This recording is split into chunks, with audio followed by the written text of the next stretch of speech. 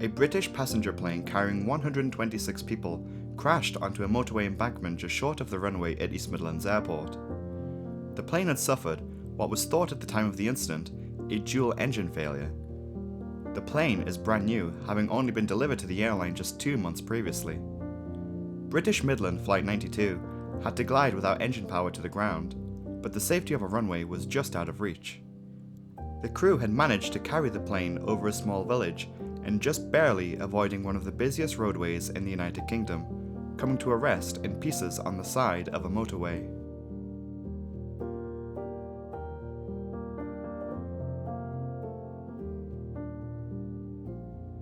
December 1988.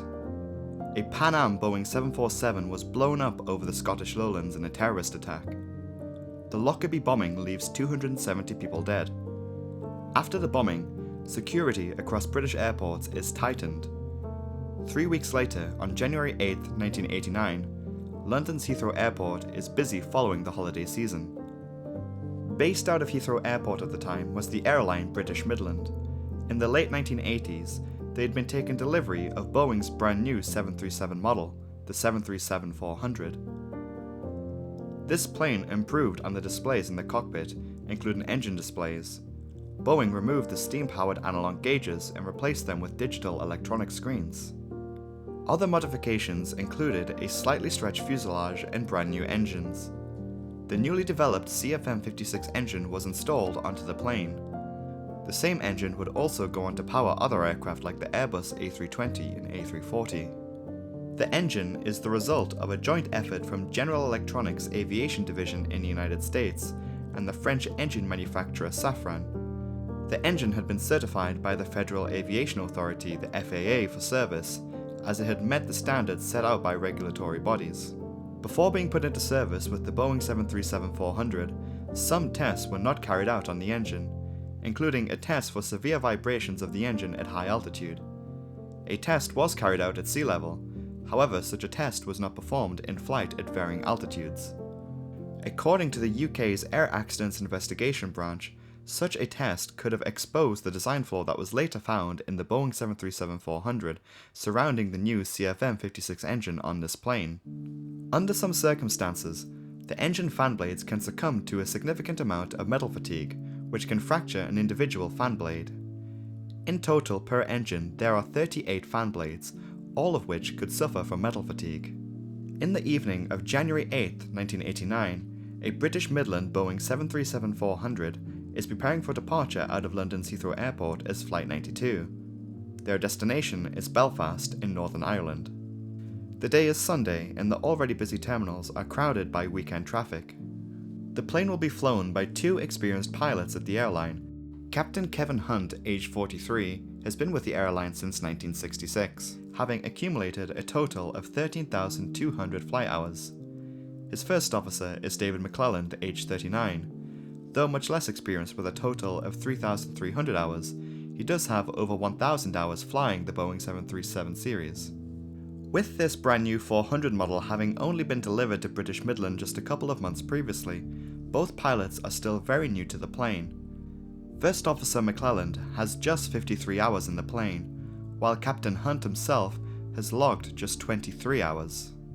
4 out of the 6 cabin crew members were also new hires to the airline, as most of which had joined British Midland in the preceding months. In total, there are 8 crew members and 118 passengers for a total of 126 people on board the plane. British Midland Flight 92 left the gate at Heathrow prior to 7:45 in the evening, with a takeoff time of 7:52 p.m. The plane heads northwest on its assigned route to pass over the Trent Navigational Beacon.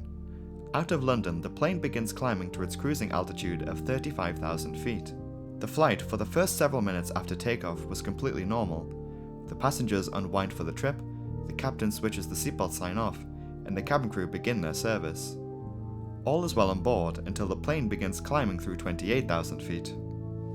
Inside the left engine, engine number 1, fan blade number 17, which has succumbed to metal fatigue, fractures to the point where it detaches. This immediately damaged the engine, which began to suffer from compressor stalls. A compressor stall is a disruption of the steady airflow through the engine. Its effects on an aircraft's performance can vary from mild disruption to full engine failure. A compressor stall can occur in multiple different scenarios where an engine is not getting the correct airflow through it, such as in the case of a dangerous flight angle, icing, or damage from a foreign object such as a bird. In the case of Flight 92, the object causing the damage is coming from within the engine itself. As this occurs, the airframe begins to violently vibrate. The shuddering is impossible to ignore, as the pilots in the cockpit begin looking around their instruments to troubleshoot the source of the heavy vibration.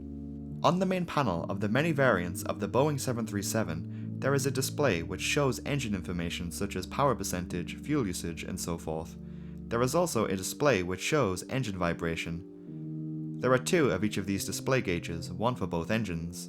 On the previous version of the 737, these gauges were steam-powered with a needle on the inside of the gauge, but on the 400 and going forward, the needle was on the outside. This display was criticized after the incident for being too difficult to read for new pilots. The small needle indicated in the green is often criticized for being too thin and hard to see. The Air Accidents Investigation Branch in the UK had performed an opinion survey of UK airline pilots, to which 64% of respondents said they preferred the older mechanical steam gauges to the newer digital ones. Smoke had also appeared throughout the plane. Despite the smoke, there was no visual or audible warnings in the cockpit as to the indication of a fire on board. The captain had believed that the smoke was coming from the passenger cabin. The pilots then suspect that there is a problem with the air conditioning on board, which had led them to thinking that the number 2 engine on the right side of the plane was the cause of the vibration. In this instance, the crew hastily perceive the source of the problem is coming from the number 2 engine. First Officer McClellan goes on record on the cockpit voice recorder as to changing his mind as to which engine he thinks is causing the severe vibration. The crew had decided and began shutting down the number 2 engine on the right side of the wing, the engine which had been functioning normally throughout the flight. All the while, the damaged engine remains running. When this was done, the pilots had disconnected the autothrottle. It was a time frame of just 19 seconds from the moment that the vibration had started to occur to the shutting down of the number 2 engine. Following this, the plane rolls 16 degrees to the left, although the pilots did nothing to correct this.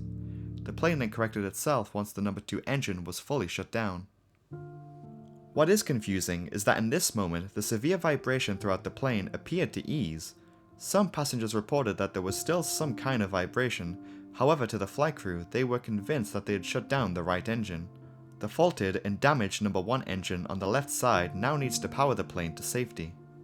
For a while, the engine parameters on the pilot's engine displays showed a stable functioning engine, the captain later stating that the essence of smoke had also dissipated in the cockpit.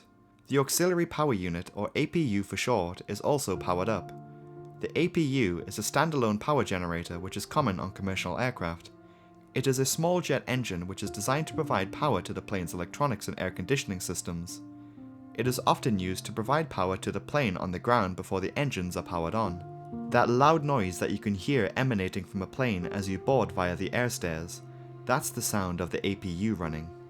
The situation on board Flight 92 calls for the flight crew to immediately divert their plane as soon as possible. The British Midland Operations Centre recommends East Midlands Airport, which is near the city of Nottingham. The airport is nearby, and the crew begin to configure their plane for an emergency landing. For the descent, power is also reduced on the number 1 engine. The chief flight attendant is called to the cockpit, to which they are asked if smoke was visible in the cabin, to which the flight attendant had replied with a yes. The flight attendant also reports to the captain that many of the passengers are very concerned and worried. Captain Kevin Hunt, in an attempt to calm his passengers, then relays the situation over the intercom. He mentions that they have shut down the right-hand engine. This is puzzling to some of the passengers, as some of them soon reported flames appearing from the left engine. Some passengers were beginning to question why the pilots had shut down the right engine. From the cockpit, the pilots cannot see the engines and thus cannot see what the passengers see. Some passengers had also reported the burning smell of rubber, oil, and hot metal. The flames trailing out of the left engine reported by the passengers was likely caused by the increased fuel demand needed on the remaining engine to power the plane. The airport they are heading for in this emergency landing is Nottingham's East Midlands Airport.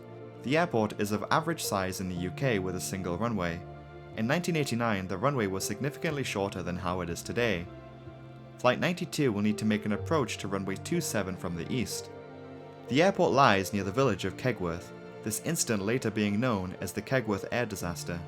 In between the airport and the village, however, lays the M1 motorway. The M1 is one of the busiest roadways in the United Kingdom. It runs north out of London to many of the large northbound towns. Flight 92 was just a few dozen miles out from the airport as the situation on board unfolded.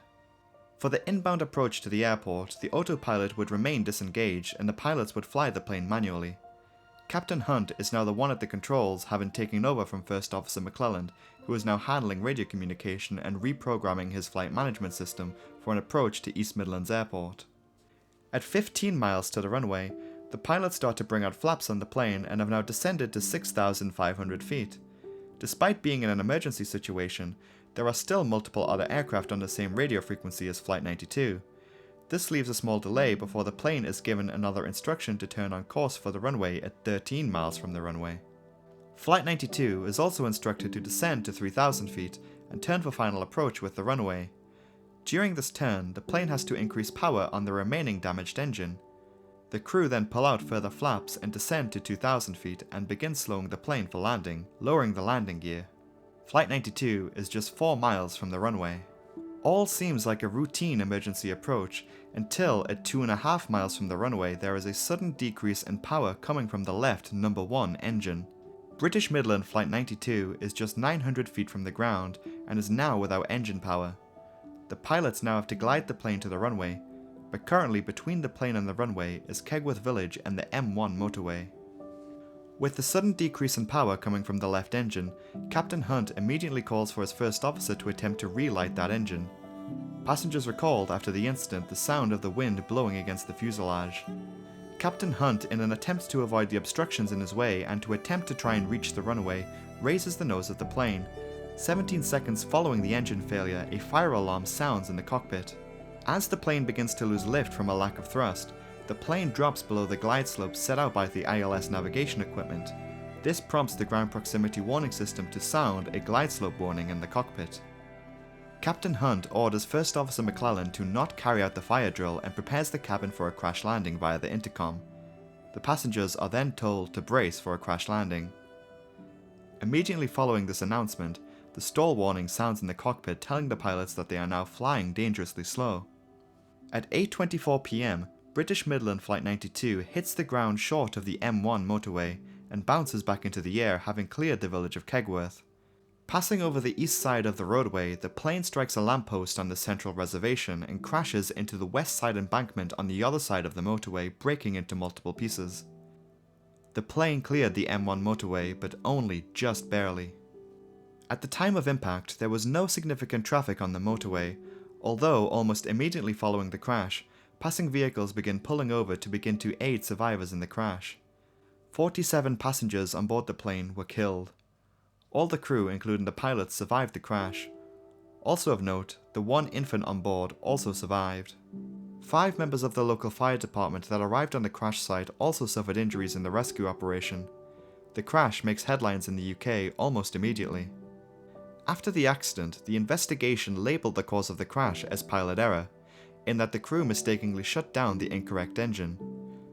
Following on from this, the Civil Aviation Authority was recommended in increasing the frequency of engine inspections on the Boeing 737-400 and 300, and that flight training is updated to allow pilots to be properly trained on the new instruments in newer modern cockpits.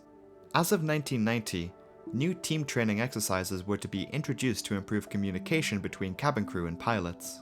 British Midland operated until 2012 before it was merged into British Airways. A small regional subsidiary of the airline remained operating and continued to fly until 2019, which by that point, British Midland fully ceased to exist. The Boeing 737-400 is no longer operated by any airline in the United Kingdom as of 2021.